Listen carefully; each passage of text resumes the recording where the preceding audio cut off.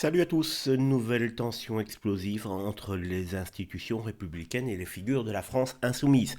Le président du Sénat, Gérard Larcher, a officiellement porté plainte contre l'eurodéputé LFI Rima Hassan pour injure et diffamation motif. Un message posté par l'élu sur le réseau social X, anciennement Twitter, dans lequel elle qualifie Larcher de crapule tout simplement. Cette insulte fait suite à une déclaration du sénateur sur la reconnaissance de l'État palestinien qu'il juge non opportune dans les conditions actuelles. Et donc Rima Hassan, de sa très grande classe, comme tous les autres LFI, n'a pas hésité à donc qualifier le président du Sénat de crapule. C'est tout à fait normal pour les gens de LFI. Le 11 avril dernier, Gérard Larcher s'était exprimé sur les antennes d'Europe 1 et de CNews. Il soulignait l'instabilité de la région, la faiblesse de l'autorité palestinienne et la présence d'otages aux mains du Hamas, pour conclure que les conditions ne sont pas réunies pour une reconnaissance diplomatique de la Palestine pour la France. C'est son opinion, qu'on la partage ou non.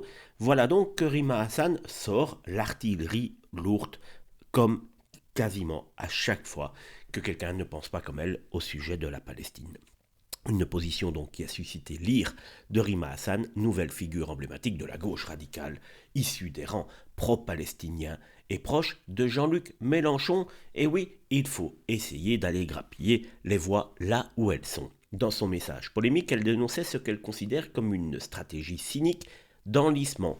Elle accuse Larcher en substance de jouer la montre en espérant que la possibilité d'un État palestinien devienne irréalisable, allant jusqu'à le traiter de crapule. Face à cette attaque personnelle, Larcher n'a pas tardé à réagir par voie judiciaire, estimant que ses propos dépassent les limites du débat démocratique et portent atteinte à son honneur. Cette plainte s'inscrit dans un contexte politique déjà fortement tendu autour du conflit israélo-palestinien que la LFI essaye de monter depuis maintenant quelques mois en France. Rima Hassan, très engagée sur cette question, multiplie les interventions médiatiques choc. Gérard Larcher, en tant que deuxième personnage de l'État, considère pour sa part que la violence verbale de certains élus LFI nuit, eux, aux institutions.